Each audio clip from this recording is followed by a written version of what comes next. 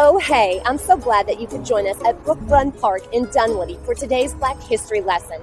I was just asking the boys, have you ever been told you're too good at something? How can you be too good at something? Yeah, that doesn't make any sense. Well, today's lesson is about a man, Frederick Douglass, who spoke so well, people didn't believe he grew up a slave.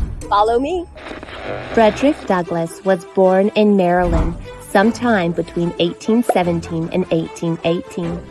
When he was born, his name was Frederick Augustus Washington Bailey. Why did he change his name? We will get to that a little later. When Frederick was 8 years old, he was sent to Baltimore to live with Hugh and Sophia Auld.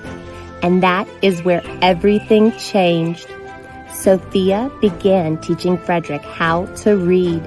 She did this in secret because teaching slaves to read was illegal. Wait, teaching black people to read was illegal?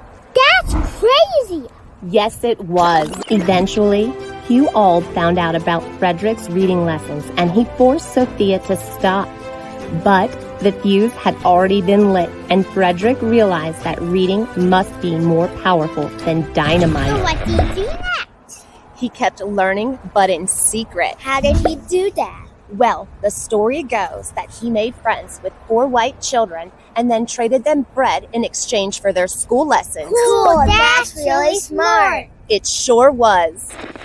Now, here is the part that feels like an action movie, but it's real.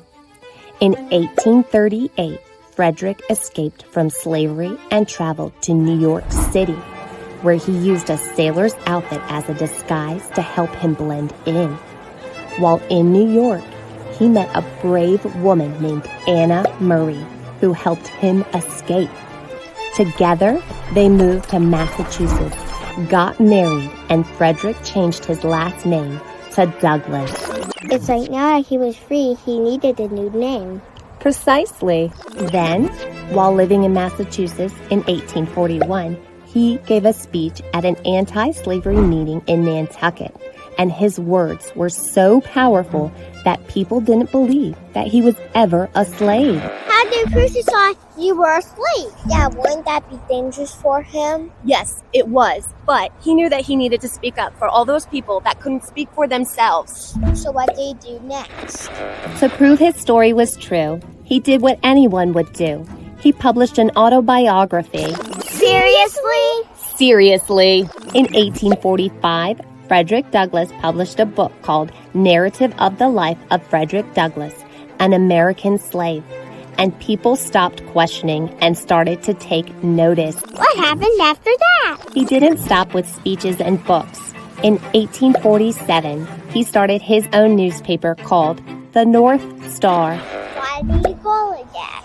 Because the North Star is used by people traveling at night to help them find their way.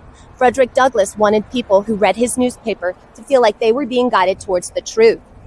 I really like that name. Me too. Once the Civil War broke out, Frederick Douglass knew he had to use his voice to make a difference. So he had a meeting with President Lincoln where he convinced the president to let black people join the Union Army and fight for their freedom.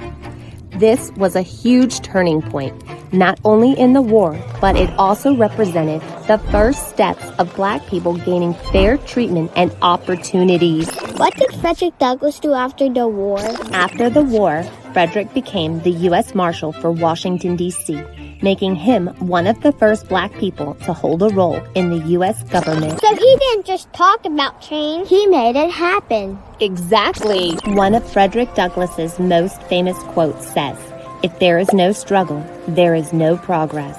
And that quote rings true today just as much as it did back then. What does that quote mean? It means that even if something is hard, it's worth doing. It means that if you want to accomplish something, it might be difficult, but you should keep going. And it means if something was easy, then everyone would be doing it. Thank you so much for joining us for today's Black History lesson. Frederick Douglass like travel like Mom. Yeah, without him, who knows what things would be today. That's right. If you enjoyed learning about Frederick Douglass, make sure to click that next video in our lessons to keep learning with us about Mae Jemison, the world's first black female astronaut. Follow me.